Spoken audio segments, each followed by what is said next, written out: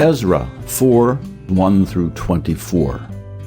Devotional focus verse. Then the people of the land weakened the hands of the people of Judah, and troubled them in building, and hired counselors against them to frustrate their purpose, all the days of Cyrus king of Persia, even until the reign of Darius king of Persia. Ezra 4, 4 and 5. One of the best ways for me to shift my perspective while facing a spiritual obstacle is to take a trip to the beach. The endless waves, tossed by the wind, demonstrate God's limitless power and remind me that He is greater than any opposition I might face. Often, kites are soaring above me, and their rapid flight across the sky are a reminder that with God's help, we too can soar above the troubles that can weigh us down. In order to achieve flight, a kite's airlift depends on establishing and maintaining a balance between four forces: lift, weight, drag, and thrust. Lift is the upward force created by the wind moving over and under the kite. Weight is the downward force of gravitational pull on the kite. Thrust is the forward force that propels the kite in the direction the wind is blowing. Drag is the force opposing forward motion. It is caused by the difference in air pressure between the front and back of the kite, and the friction caused by the wind moving over the surface of the kite. American historian Lewis Mumford said, "A certain amount of opposition is great help to a man. Kites rise against, not with, the wind." Likewise, we need to find the balance between the tumults in our lives that threaten to pull us down and the uplift our spirits experience when we recall God's blessings and His power to overcome the forces that oppose us. In today's lesson, Zerubbabel and the returned exiles encountered a trial of opposition.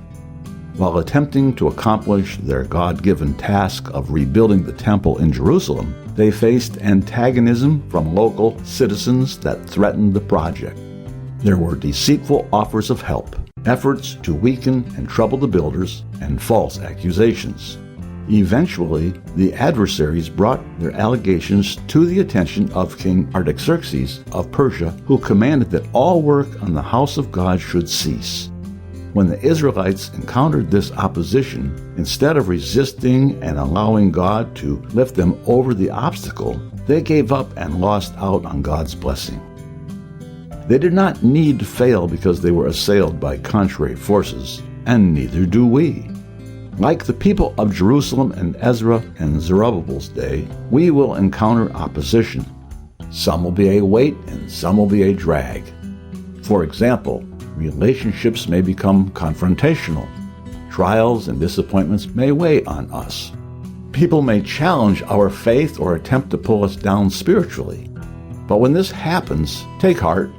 Remember that God will help us continue moving forward if we will turn to Him for help in maintaining our spiritual equilibrium.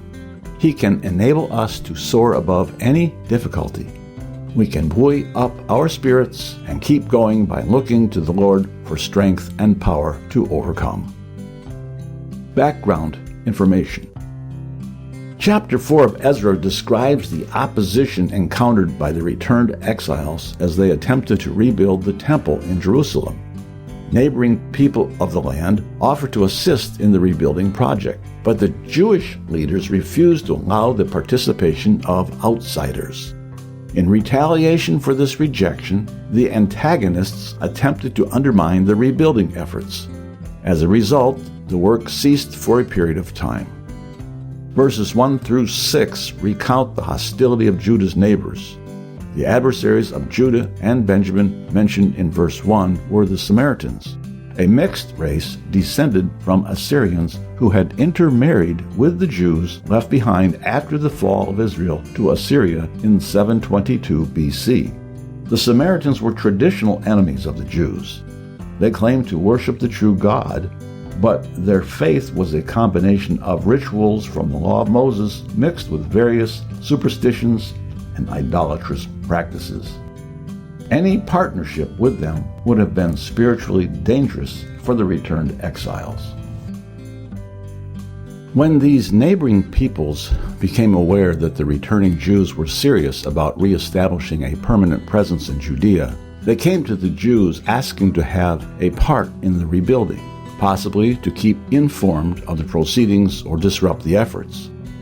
However, Zerubbabel, Jeshua, and the other leaders of Israel rejected this offer, saying that King Cyrus had authorized them alone to do the rebuilding. The evil intent of the Samaritans' offer can be surmised based on the response to the Jewish leaders' refusal.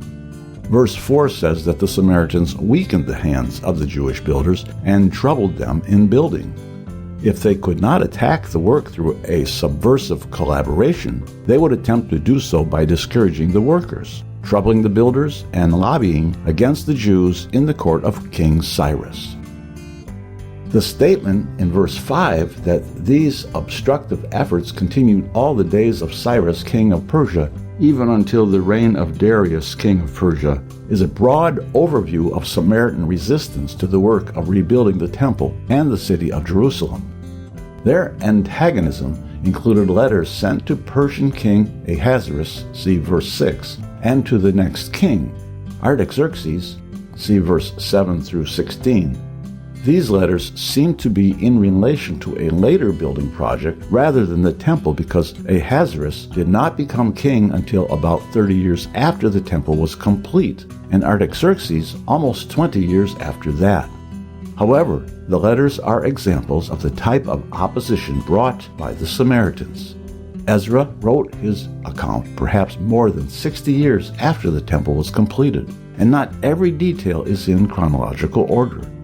His primary audience would have had no trouble understanding the time frame based on the rulers who were named. One of the accusations in the second letter was that this city is a rebellious city, hurtful to kings and provinces. See verse 15. The Samaritans suggested that if the Jews were allowed to rebuild their city, the king of Persia would lose dominion over the area. While it was true that Jerusalem had resisted its former conquerors, the builders of Jerusalem had no intention of rebelling against Persia. Yet, after confirming the allegations of the past, King Artaxerxes commanded that rebuilding in the city be halted, and his command was carried out by force. See verse 23. The passage starting at Ezra 4:8 and continuing through Ezra 6:18 is written in Aramaic instead of Hebrew, and Ezra 7:12 through 26 is also in Aramaic. Bible scholars suggest that the Aramaic portions were probably dictated in Persian to a scribe, who translated them into Aramaic and wrote them in Aramaic script. Verse 24 indicates that the opposition from the Samaritan adversaries accomplished its purpose. Work on the temple stopped and did not resume until the second year of the reign of Darius, a period of approximately 10 years. Conclusion. We can be courageous and stand strong in the face of opposition, knowing the Lord will bring us through when we seek His help. Ezra, chapter 4.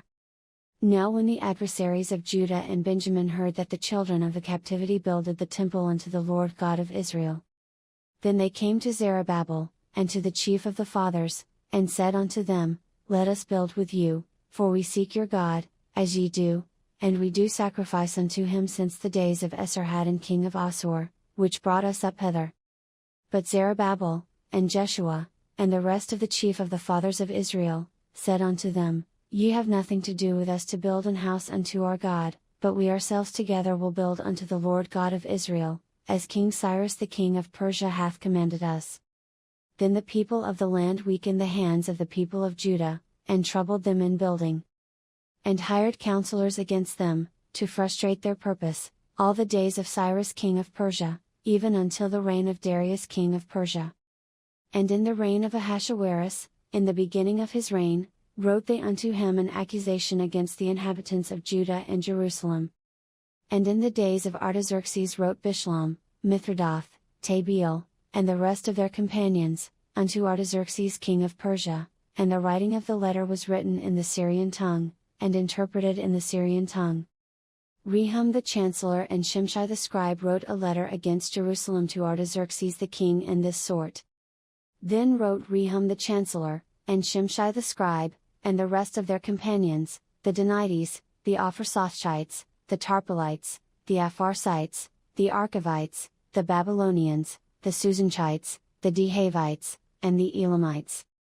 And the rest of the nations whom the great and noble Asnapper brought over, and set in the cities of Samaria, and the rest that are on this side the river, and at such a time. This is the copy of the letter that they sent unto him, even unto Artaxerxes the king, thy servants the men on this side the river, and at such a time. Be it known unto the king, that the Jews which came up from thee to us are come unto Jerusalem, building the rebellious and the bad city, and have set up the walls thereof, and joined the foundations.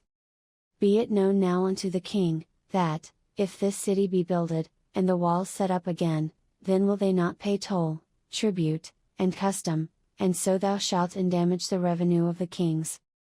Now because we have maintenance from the king's palace, and it was not meet for us to see the king's dishonor, therefore have we sent and certified the king. That search may be made in the book of the records of thy fathers, so shalt thou find in the book of the records, and know that this city is a rebellious city, and hurtful unto kings and provinces, and that they have moved sedition within the same of old time, for which cause was this city destroyed. We certify the king that, if this city be builded again, and the walls thereof set up, by this means thou shalt have no portion on this side the river. Then sent the king an answer unto Rehum the chancellor, and to Shimshai the scribe, and to the rest of their companions that dwell in Samaria, and unto the rest beyond the river, peace, and at such a time. The letter which ye sent unto us hath been plainly read before me. And I commanded, and search hath been made, and it is found that this city of old time hath made insurrection against kings, and that rebellion and sedition have been made therein. There have been mighty kings also over Jerusalem, which have ruled over all countries beyond the river, and toll, tribute, and custom, was paid unto them. Give ye now commandment to cause these men to cease, and that this city be not builded, until another commandment shall be given from me. Take heed now that ye fail not to do this, why should damage grow to the hurt of the kings? Now when the copy of King Artaxerxes' letter was read before Rehum, and Shimshai the scribe, and their companions, they went up in haste to Jerusalem unto the Jews, and made them to cease by force and power. Then ceased the work of the house of God which is at Jerusalem. So it ceased unto the 2nd year of the reign of Darius king of Persia.